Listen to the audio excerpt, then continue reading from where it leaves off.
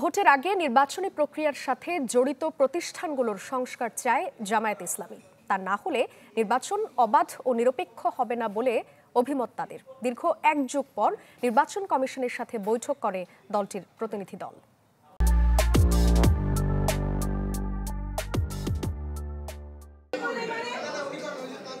দীর্ঘ প্রায় এক যুগ পর নির্বাচন কমিশনে বাংলাদেশ জামায়াতে ইসলামী ৬ সদস্যের যে প্রতিনিধি দলের নেতৃত্বে দলটির সেক্রেটারি জেনারেল মিয়া গোলাম পরোয়ার। বৃহস্পতিবার সকাল 10টায় সিইসি সহ অন্যান্য নির্বাচন কমিশনারদের সাথে তাদের বৈঠক শুরু হয়। চলে প্রায় 2 ঘন্টা। লিখিত 23টি পয়েন্টে হয় আলোচনা। পরে ব্রিফিংয়ে মিয়া গোলাম পরোয়ার জানান, নির্বাচনী প্রক্রিয়ার সাথে সংশ্লিষ্ট প্রতিষ্ঠান ও ব্যবস্থার সংস্কারের পর জাতীয় সংসদ নির্বাচন চায় জামাত।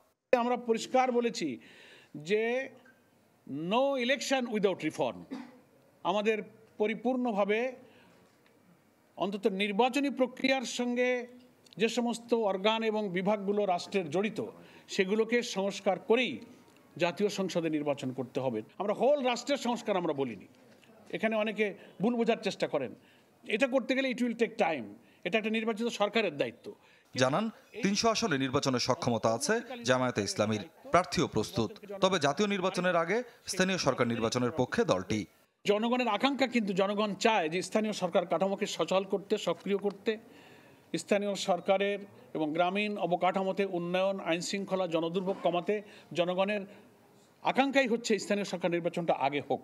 আমরা জনগণের এই আকাঙ্ক্ষার সাথে সমর্থন এবং সম্মান ব্যক্ত করেছি। আইনি প্রক্রিয়ার মাধ্যমেই নিবন্ধন ফিরে পাওয়ার ব্যাপারে আশাবাদী জামাত নেতারা। আমরা আশা করছি আমরা আদালতে ইনশাআল্লাহ ন্যায় বিচার পাবো।